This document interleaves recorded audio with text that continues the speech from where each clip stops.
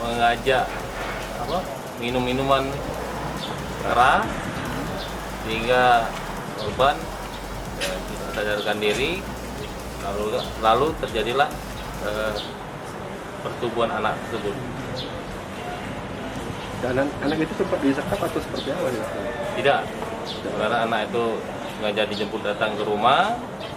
Nah, waktu di rumah itulah para pelaku melakukan persetubuhan tersebut. Dan kalau korban itu melapor ke orang tuanya atau seperti apa? Untuk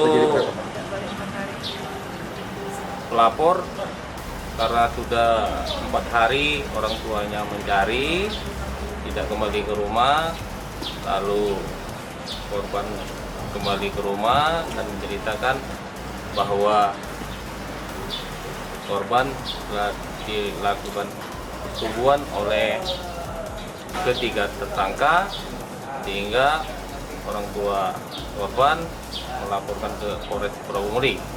Dan saat ini para tersangka sudah kita tindak lanjutkan dan kita amankan.